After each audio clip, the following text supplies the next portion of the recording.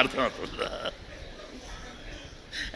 ఎందుకు చెప్తానంటే నేను అక్కడ బాగా పరిశీలన చేసి చూసేవాడిని.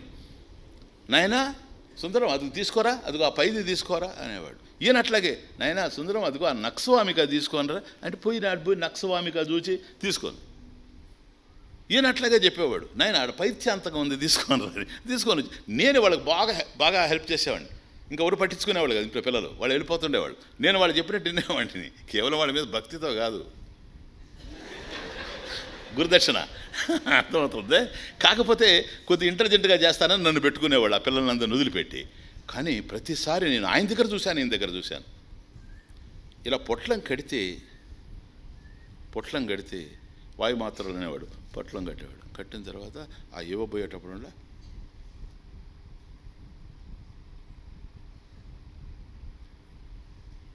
ఇదిగోరా అని వాళ్ళకి. నేను ఆలోచించేవాడిని, ఏంది ఇది ప్రతిసారి ఇట్లా అంటాడే తాతని. ఇప్పుడు అనుకుంటుంటాను అనమాట. అందుకనే వాళ్ళందరూ అంత చక్కగా జీవితాన్ని గడిపారు. అంటే మందు ఇచ్చేది తానే అయినా అంత నైపుణ్యం తనకు ఉండిన శాస్త్రంలో. అసలు ఈ హోమియోపతి అతనంతే అనేవాళ్ళు ఆ రోజుల్లో, ఇతను హెన్మన్ అనేవాడు, ఇతను హెన్మన్ లాంటివాడు అనేవాడు. అంత ఆయన ఇస్తే తిరుగు లేకుండా ఉండేది.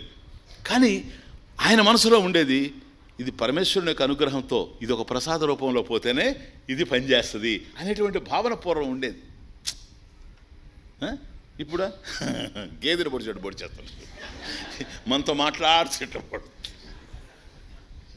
అదే ఇదంతా ఎందుకు వచ్చిందంటే మనకు, మన కష్టాలకంతా మనమే కారణం. ఇది మరొకరు కానే కాదు, మనం కొని తెచ్చుకునేటువంటివి. ఎక్కడి నుంచి అయితే మనకు సహాయం అందుతూ ఉందో ఆ ట్యాప్ను కట్టేసుకుంటున్నాం, మిగతా చోట నుంచి అంతా ప్రయత్నం చేస్తున్నాం. ఇవి దుఃఖాలని మనకు తెచ్చిపెడుతూ ఉంది. కాబట్టి నువ్వు యాగం చేస్తే మంచిదే, దేవతలు అనుగ్రహిస్తారు. కానీ వాళ్ళ యొక్క శక్తి కూడా చాలా పరిమితమైంది. డాక్టర్లు చూస్తారు, కానీ వాళ్ళ యొక్క శక్తి కూడా పరిమితమైంది. కాబట్టి మనకు ఇప్పుడు ముఖ్యంగా ఏంటో తెలుసా, సంసార రోగం ఏదైతే ఉందో, ప్లీజ్ ఇది ముఖ్యంగా, సంసార రోగస్య ఔషధం భేషజం. అది విష్ణు సహస్రనామంలో భేషజం, బిషక్ అంటే అది విషయం. సంసార రోగస్య ఔషధం. ఈ భవరోగం ఏదైతే ఉందో అదే కదా అడుగుతున్నాడు అక్కడ, భవతాప భీతోహం. ఈ రోగానికి, ఈ భవరోగానికి మందు కావాలి. కాబట్టి సంసార రోగస్య ఔషధం భేషజం. కాబట్టి దానికి ఔషధము పరమేశ్వరుడే గనక, ఇదిగో మన పుణ్యాల పంటగా దొరికిన ఈ మహానుభావుడే గనక ఈయన భేషజం, ఈయన పేరే మందు. He is mister medicine. ఎవరో మిస్టర్ మెడిసిన్, తర్వాత మిస్టర్ మాధవ. అది వేరే విషయం. Medicine sir. కనుక ఆయన వైపు చూసామనుకోండి, ఈ మెడిసిన్ అన్నా నువ్వు మింగాల, దీనికి మళ్ళీ అనుపానం ఇవన్నీ ఉంటాయి. నువ్వు అది తినద్దు, వంకాయ తినద్దు. ఇంతకుముందు వంకాయ వద్దయ్యా బాబు, ఎందుకంటే దీనికి మాత్రం వంకాయ వల్ల చాలా కష్టం అని చెప్పేవాడు. ఇప్పుడు అంటున్నారు ఎవరు వంకాయ తినబాకండి, వంకాయ తింటే కాయం నిలవదని. ఇప్పుడు లేటెస్ట్ ఇది ఏం పేరు, దాని పేరు బీటా వంకాయ ఏదో వచ్చిందట, దాంట్లో ఏదో ఉందంటున్నారు ఊరికి. ఒకరోజు అయితే విచిత్రం ఏంటంటే, కర్మలు ఇదంతా సైంటిఫిక్ అడ్వాన్స్మెంట్, హ్యూమన్ అచీవ్మెంట్. నేను న్యూస్ చూస్తా ఉన్నా, పిల్లలు నా భోజనం తెచ్చారు. అంతకుముందు ఆ న్యూస్లో అదే చూశాను, వంకాయ గనక ఇక తినడం అంటే కాయం మీద ఆశ వదులుకోవడం అనే, జాగ్రత్తగా ఉండాలా అని. అది అయిపోయింది, వీళ్ళు తీసుకొచ్చారు. కర్మజాలకు ఆ రోజు వంకాయ ఉంది. ఇవన్నీ నేను వాళ్ళకి చెప్పను, కానీ ఇప్పుడు అర్థమవుతుంది వాళ్ళకి. నేను అమ్మాయి ఈ వంకాయ బజార్లోదే మనదే. ఇప్పుడు వాళ్ళకి అర్థమైంది, ఓరి ఇందుకు అడిగాడు ఆ స్వామీజీ అని. ఎందుకంటే అంతకుముందు న్యూస్ చూసా. మళ్ళీ అదంతా వాళ్ళకి చెప్పడం, వాళ్ళు పోయి ఇతరులకు వంకాయ తింటే చచ్చిపోతారని స్వామి చెప్పాడన్న. ఇంకా అందరూ వచ్చేసి నీకు ఎవరు చెప్పారన్న, ఎందుకు వచ్చారు బాధ ఇదంతా. అందుకని నేను అదంతా చెప్పకుండా రహస్యంగా ఉంచా. ఇప్పుడు ఎంత రహస్యమో నాది మీకు అర్థమైంది కదా. నా రహస్యాలన్నీ ఇట్లుంటాయి. ఇది నా బలహీనత. ఏం చేస్తాం, ఎవడు ప్రారంభం వాడిది. కనుక ఇప్పుడు ఏదో బీటా వంకాయ అది ఇది వచ్చింది, దాన్ని తింటే ఇట్లా.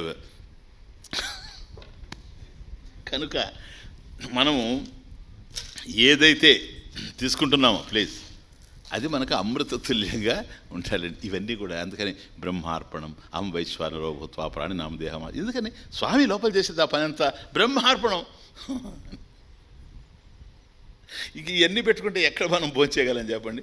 అందుకని లోపల ఆయన ఉన్నాడు గనక మనోళ్ళు చూడండి మహాత్ములు బ్రహ్మార్పణం బీటా వంకాయ బ్రహ్మార్పణం అంటే ఆయన భలే వాడివిరా నువ్వు, ఇవి కూడా నా వైపు డైరెక్ట్ చేస్తావా అని ఆయన ఆ బీటాలో ఏముందో దాన్ని తొలగించేసి దూరంగా మనల్ని కాపాడుతాడు. అది ఇంకేమైనా భేషజం ఇట్లా చిన్న చిన్న బాధల నుంచి విడిపడుతూ బ్రహ్మాండమైనటువంటిది టెరిఫిక్గా ఉంది కనుక మన కళ్ళ ముందు.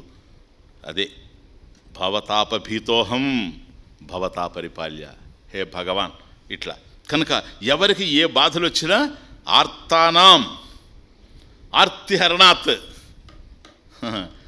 కాబట్టి ఆర్తుల యొక్క ఆర్తిని పోగొట్టేటువంటి వాడివి నీవు. నేను ఇంకెవరిని అది విషయం, నేను ఇంకెవరిని అప్రోచ్ కాను. చూడండి శంకర,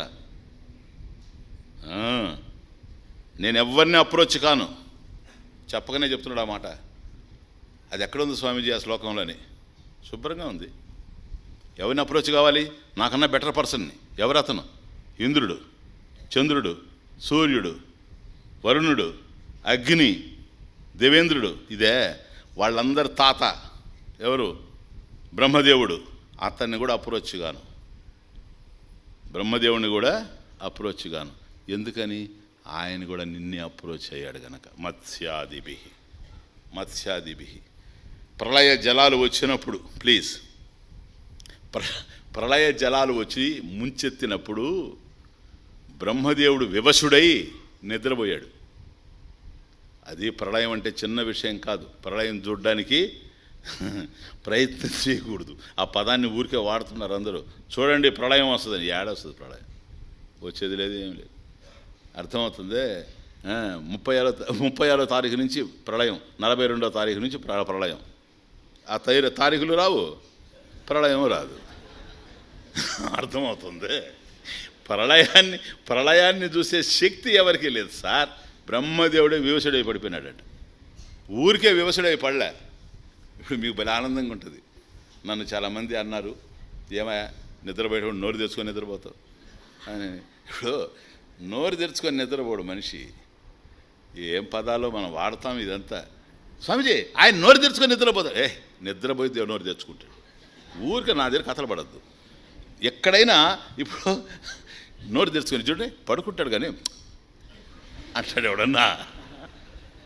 నోరు తెరుచుకొని ఎవడన్నా నిద్రపోతాడు ఈ ప్రపంచంలో? లే, ఇటు నోరు మూసుకొని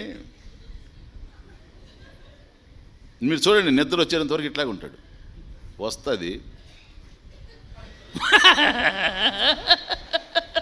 మెల్లగా పువ్వు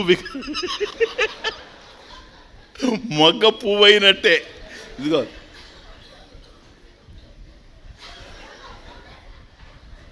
కనపడుతుందే.